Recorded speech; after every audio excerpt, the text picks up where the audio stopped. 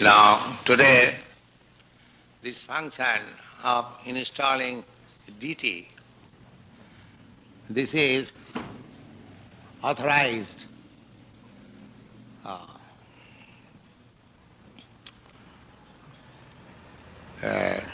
just like several times I have given the example that when you put your mails in a box in the street, because it is written there, US mail, you know that it is authorized box. And if you put your letters within this box, it will surely reach the destination. The post office will work. So there is no difference between the huge post office building and that small box, because it is authorized. Similarly, the difference between idol worship and deity worship is like that. Unless authorized process is accepted, it is idol worship. That is the general rule. If somebody thinks that there is a box, red and blue, on the street, why shall I go? So, to that box, let me have similar box at my door, and it will be cleared by the postman, because it is blue and red. That will not be. Because the box which you put at your door, that is not authorized. Similarly, we have to worship the deity according to the authorized system. Just like in our Gauriya Sampradaya, there is authorized system by the Goswamis, and there is a big book which is called Hari Bhakti Vilas. So everything is stated there, how the Vaishnava family should have their all functions. It is called Vaishnava Smriti. Shruti and Smriti. So we have to follow this regulation of the Shruti, Vedas and Smriti. Smriti means derived from the Vedas. Srila Rupa Goswami says, Shruti Smriti Puranadi Pancharatriki Vidhin Bina Vaikantiki Harer Bhakti Utpada Eva Kalpati. Without following the rules and regulations of Vedic injunction, without a reference to the regulative principle mentioned in different smritis, without reference to the Puranas, and without reference to the Pancharatriki Vidhi. The Pancharatriki Vidhi means it is a special concession for this age. Vedic Vidhi and Pancharatriki Vidhi. Vedic Vidhi is very authorized. But this Vedic Vidhi is specially meant for those who are highly elevated Brahmins. In this age, it is accepted as a fact by the Shastras. Kalau Shudra Samabha. In this age, nobody is actually bona fide Brahmins by birth. Formerly, they used to be. The family tradition, the Garbhadan system, the sanskar were strictly followed. Therefore, a son born of a Brahmin father was accepted. as Brahmin, not immediately, but going through the process. But in this age, because it is very difficult to find out a person who is born of a qualified Brahmin, therefore Narad Pancharatra is there. So these Goswamis, Rupa Goswami especially recommends Shruti, Smriti, Puranadi, Panch. Either you follow the principles of Shruti, Vedas, followed by Smriti, Puranadi, or you follow the Pancharatriki Vidhi. The Pancharatriki Vidhi, just like we are introducing in this temple for worshipping deity, but actually the deity can be worshipped by the bona fide Brahmins. There was agitation in India, perhaps you know, that Gandhi stamped some persons as harijan. Harijan. They were coming from the bhangis. Bhangis means sweepers or the cleaners of the toilet room. So Gandhi accepted them. The government was creating, British government was creating faction between high caste, low caste. The Gandhi thought that I shall make these bhangis and chamans as harijan, as great devotees. But simply by rubber stamping how one can become devotee, that is not possible. Without going the Pancharatriki Vidhi, they remain the same unclean, drunkard and all nonsense habits, and simply by rubber stamping harijan. No. Here, what we are doing, it is not rubber stamp. It is actually training according to the Pancharatriki Vidhi. You are training all boys to become Brahmin, to refrain from 4 kinds of sinful activities, to take bath, to take this, to that, and above all, chanting Hare Krishna, Chetadattmanamarjanam, cleansing up all sinful activities. So in this way, harijan can be made. But not that you pick up somebody nonsense and rubber stamp this harijan. No. There must be process. There is no hindrance for anyone to become harijan. Harijan means God's person or devotee. Hari means God, Krishna. And Jan means his person. Just like we have got here government servant, special, or ordinary person. So harijan means the servants of the Supreme Lord. So that is not ordinary thing. There is no harm to create harijan by regular process, but you cannot make harijan simply by stamp. Bhagavad Gita says equal opportunity for everyone. Mang hi partha vipasritya jepishu papajunaya. Low class born birth is understood due to sinful activities. Low class birth, animal birth, sinful activities.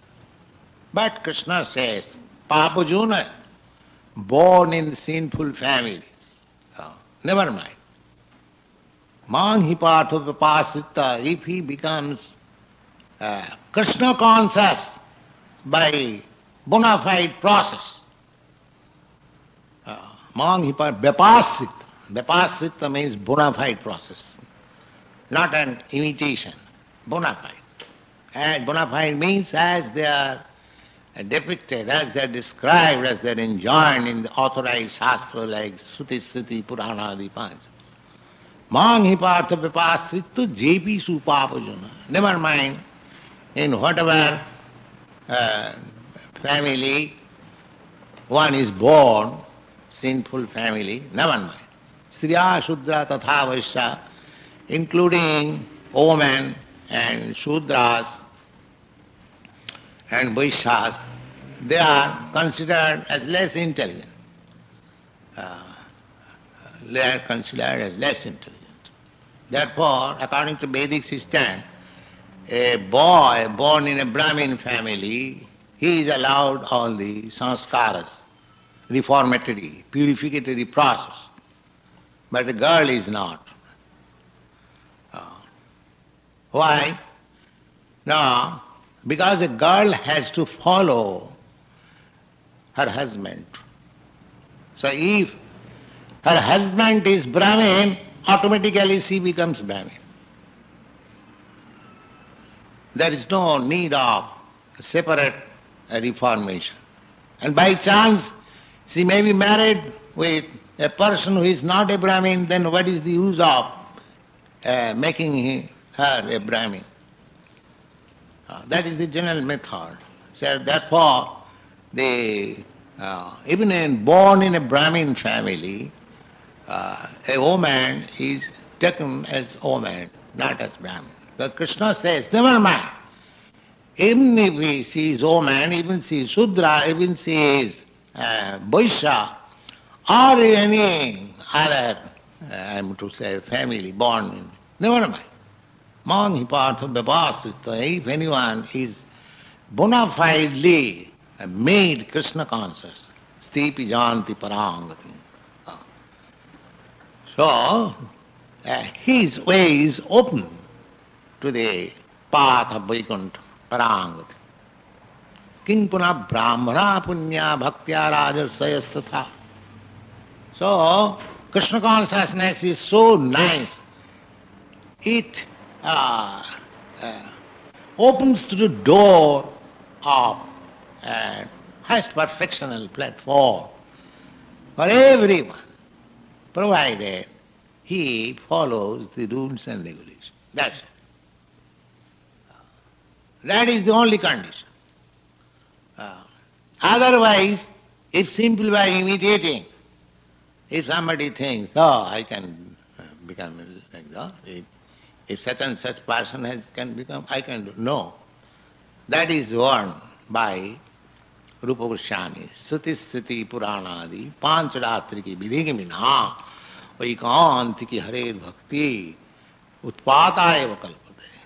If he simply imitated, oh, that will not do. So,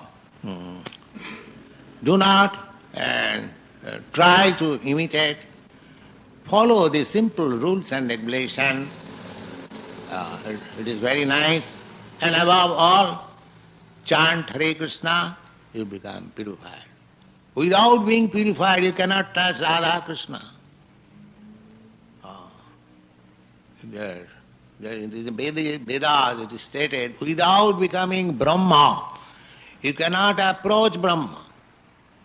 Just like without becoming fire, you cannot approach fire, because the inconsistency of temperature, it will burn. Just like here is fire and I am feeling temperature. But the fire flames within the fire, they do not feel. Because the temperature is the same. Similarly, without becoming Brahma, without understanding oneself, realizing himself, and nobody can, Krishna is the Param Brahma. Parabrahma, Param Dhama, Pavitram, Paramam Bhavan. That is stated in the Bhagavad Gita. Purusam Shashvatam. Therefore, one has to keep himself very purified. Otherwise, you cannot touch Krishna. That is not possible. It is fire. So you have to become fire. And how to become fire? Fire, you are also fire. But now you are covered fire. Covered by this material body. Therefore, you have to spiritualize this body by purificatory process. The same example, just like the iron rod. It is iron, but you put into the fire, it becomes warmer, then red hot, and then it is fire. Similarly, by this process, chanting process, by regulative process, you are becoming warmer. And when you fully become red hot warm, then your body is as good as Krishna's. So, we have to keep ourselves always in the fire of Krishna consciousness. Then everything is all right. Otherwise, it will become dull and it will be simply idle worship. That's all. That is the difference between idle worship and deity worship. If there is no life, then it is idle worship, heathenism. And when there is life, feeling, where is Krishna? Here is Krishna. Oh, I have to serve Krishna. I have to dress him. I have to serve Radharani. She is here. Oh, I must do it very nicely. And as far as possible, decorate her to the best capacity. In this, if you always feel Krishna conscious, then you are fire. The same example, keeping with the fire. And if you think it is brass made dull, I am to say, idol. Jijathamang prapaddante tang sathaiva bhajam. If you think this is a brass made idol, then it will remain a brass made idol to you forever. But if you elevate yourself to higher platform, Krishna consciousness, then this Krishna will talk with you. This Krishna will talk with you. There is a Banshidas Babaji Maharaj. He was talking with his deity. And Krishna, just like Madan Mohan, he was talking with Sanatana Goswami. Madan Mohan, Sanatana Goswami at that time had no temple. He was hanging his deity on the tree. So Madan Mohan was talking with him, Sanatana, you are bringing all these dry chapatis and it is stale and you don't give me even little salt. How can I eat? Sanatana Goswami says, Sir, where shall I go? Whatever I get, I offer you. You kindly accept. I cannot move, old man. So Krishna had to eat that. Because the bhakta is offering, he cannot refuse. Jimang bhaktya prajachyat. Real thing is bhakti. What you can offer to Krishna, everything belongs to Krishna. What you have got, what is your value? And what is the value of your things? It is nothing. Therefore, the real thing is bhaktya. Real thing is your feeling. Krishna, kindly take it. I have no qualification. I am most rotten, fallen. But I have brought this thing for you. Please take. This will be accepted. Don't be puffed up. Always be careful. You are dealing with Krishna. That is my request. Thank you very much.